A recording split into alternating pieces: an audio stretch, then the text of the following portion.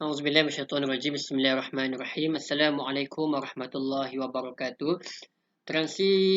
Transliterasi teks Dewi Klasik Kitab Bughyatul At-Tullab karangan Syekh Daud bin Abdullah Al-Fatani, muka surat 109, juz yang kedua, berkaitan dengan ibadah puasa. Nama saya Amirul Amri Izzat bin Azhar. Nombor matrik 054734. Pengenalan. Puasa dalam Islam juga sering disebut as-saum, yang merupakan salah satu ibadah yang telah dicontohkan oleh Rasulullah SAW. Puasa bukan sekadar menahan diri daripada lapar dan dahaga sahaja, tetapi menahan diri daripada hawa nafsu, perbanyakkan ibadah dan sebagainya.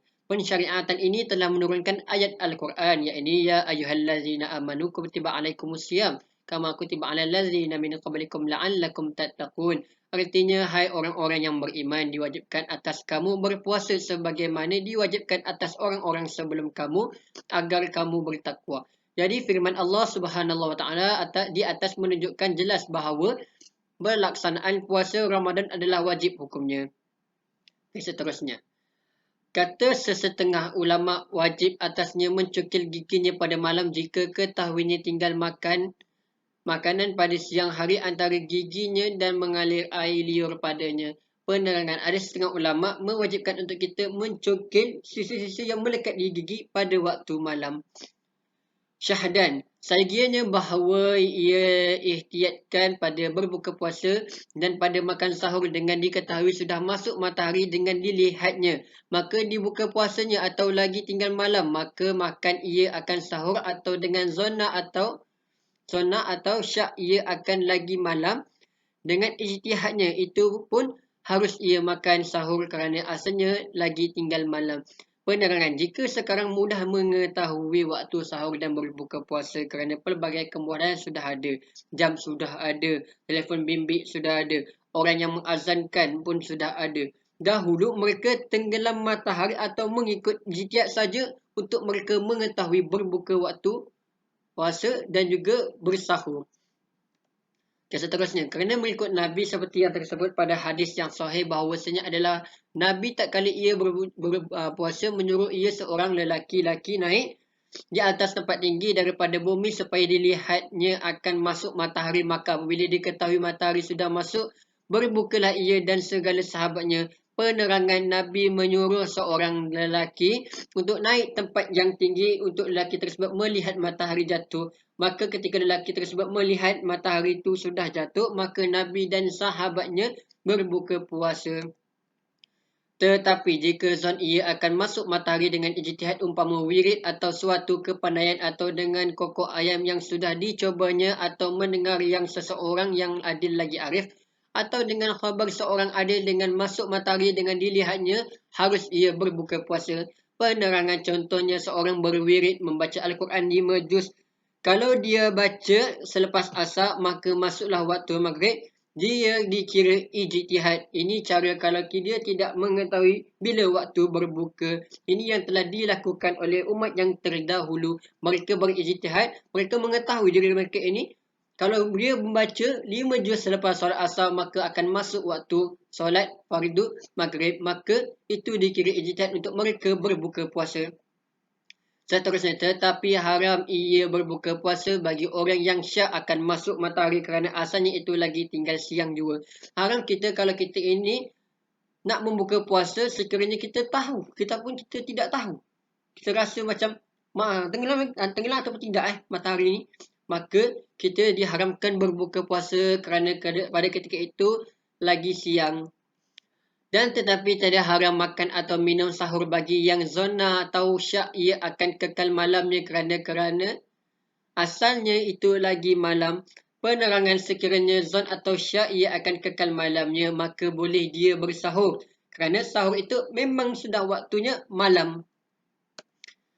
Masalah, jika syak seorang makan sahur atau berbuka puasa dengan ijtihadnya akan keadaan makan sahur atau berbuka puasa malam, kemudian memakan sahur dan berbuka, maka nyata salahnya ijtihad. Contohnya seperti bahawa jatuh makannya dari makan sahur atau berbuka puasa pada siang hari, nyatalah batal puasanya pada dua masalah itu kerana tiada kebilangan bagi zon yang nyata salahnya. Tetapi jika tiada nyata suatu daripada halnya, maka sahlah puasanya pada kedua masalah itu jika ada ia dengan ijtihad. Masalah pertama, seorang yang makan sahur dengan ijtihad. Mungkin dia tiada jam, kemungkinan pada zaman dahulu lah. Maka dia berijtihad kemudian ataupun dia buka puasa dengan ijtihad. Ijtihad juga makna dia tidak tahu buka puasa itu bila. Dia berijtihad kemudian nyata tersalah dengan bahawa dia sahur itu dah masuk waktu subuh dan ataupun dia buka puasa itu tidak masuk lagi waktu maghrib lagi, maka puasanya itu batal ataupun tidak sah puasanya. Adapun kalaulah dia tiada nyata salahnya, dia berijtihad maka puasanya itu dan nyata ijtihadnya itu betul, maka puasanya itu sah. Kalau kita ini berijtihad tetapi di ijtihad kita itu kita tahu nyata salah, maka puasa kita itu tidak sah. Kalau kita ini berijtihad nyata betul, maka puasa kita dikira sah. Adapun jika ia makan sahur itu berbuka puasa dengan tiada ijtihad dan tiadanya itu hanya pada dua masalah itu atau nyata lagi malam sahlah puasanya. Pada masalah makan sahur kerana asalnya lagi tinggal malam dan tiada sah puasa pada masalah berbuka puasa kerana asalnya tinggal siang. Seseorang bersahur tanpa berijtihad pada masalah ini sekiranya nyata betul pada ketika itu, maka puasanya sah kerana tinggal malam. Okey, tetapi berbeza pula kalau kita dalam keadaan berbuka. Pada tinggal siang maka tidak sah puasanya kerana tinggal lagi siang. Menjadi asbabnya tidak sah puasanya kerana dia tiada ijtihad berbuka puasa. Okey, seterusnya, maka jika nyata salahnya pada masalah makan sahur itu wajib atasnya mengqadakan puasanya dan jika nyata benar jatuh matahari pada ketika ia buka puasanya, maka sahlah puasanya. Maka hasilnya adalah berbuka puasa dengan tiada ijtihad. Jika benarnya salah puasanya, jika nyata salahnya atau tiada nyata salahnya, maka tiada sah puasanya. Maka jika nyata benarnya sahlah puasanya. Bersalahan pada kiblat di sana sekira-kira tiada memadai, manakala disembahyangnya dengan tiada ijtihad dan jika benar pada kiblatnya sekalipun tiada sah sembahyangnya kerana di sana syak pada diperoleh syarat sembahyangnya dan di sini syak ia pada wujud yang membinasakan puasa dan asalnya ketiadaan diperolehi syarat sembahyangnya pada asalnya di sini ketiadaan membinasakan dia dan lagi di sana berkehendak jazamkan niat iaitu tiada dapat serta syak dan di sini mewajibkan syak pada membinasakan dan iaitu tiada memberi bekas baginya. Penerangan, sekiranya kita buka puasa tanpa ijtihad betul ataupun salah, puasanya tidak sah. Sebagai contoh lainnya, sekiranya kita solat tetapi kita tidak ijtihad sama ada sudah masuk waktu ataupun tidak, sekiranya nyata benar atau salah, kedua situasi ini tidak sah solatnya kerana tidak ijtihad masuk waktu solat. Kalau dalam artikel di atas ataupun petikan di atas ni, dia menyamakan pembincangan ini seperti kita solat tetapi kita tidak berijtihad dengan arah kiblat. Kalau kita tak berijtihad, nyata betul ataupun salah, solat kita tidak sah kerana kita tidak berijtihad. Okey, baik. Seterusnya masalah, jikalau terbit fajar sodik tatkala makan, maka hendaklah dikeluarkan barang yang ada di dalam mulutnya dan dibuangkan ia daripada makanan yang tinggal belum lagi termasuk suatu daripadanya ke dalam rongganya atau kemudian daripada termasuk dengan tiada ikhtiarnya kerana jikalau dikembangkan makanan itu di dalam mulut maka termasuk suatu daripada ke dalam rongganya batal puasanya sebab taksir seperti bandingan jikalau seorang mengembangkan makanan pada siang hari dengan sengajanya macam kita minum air lah lepas tu kita kembangkan. Puasanya dengan dia sebab taksir dengan kembang dia bersalahan jika ditelannya dengan lupanya maka tiada batal puasanya dengan dia kerana tiada taksir. Penerangan. Sekiranya Telah terbit waktu fajar sodik yang menunjukkan maksud waktu solat. Jika ada makanan di rongga mulut kita, maksudnya rongga yang zahir lah, bukan yang batin kita yang belah dalam lah, maka wajib untuk kita buangkan dia.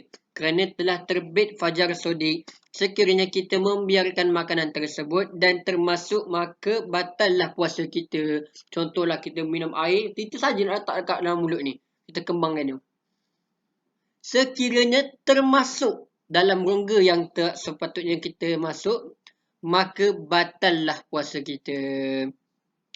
Okay, baik. Kesimpulannya, tuntasnya kita sebagai orang Islam perlu mengetahui hukum-hukum syarak khusus bab puasa, kerana semua umat Islam wajib melaksanakan ibadah tersebut. Wajarlah banyak masalah-masalah timbul kerana Allah menciptakan manusia ini pelbagai rupa dan sifat. Oleh hal yang demikian, kita sudah mengetahui serba sedikit bab puasa yang telah dibahaskan di dalam kajian ini. Antaranya kita berbuka puasa perlu berijtihad agar puasa kita ini sah. Selain itu, mencokil gigi pada waktu malam hari. Ada sebagian ulama mewajibkan perkara tersebut. Ini menunjukkan betapa pentingnya dan telitinya bab puasa dalam kehidupan seharian kita. Hal ini demikian kerana puasa merupakan rukun Islam yang ketiga. Maka sama-samalah kita menyempurnakan ibadah kita. Mudah-mudahan ibadah kita ini diterima oleh Allah Subhanahu wa taala. Sekian, Assalamualaikum warahmatullahi wabarakatuh.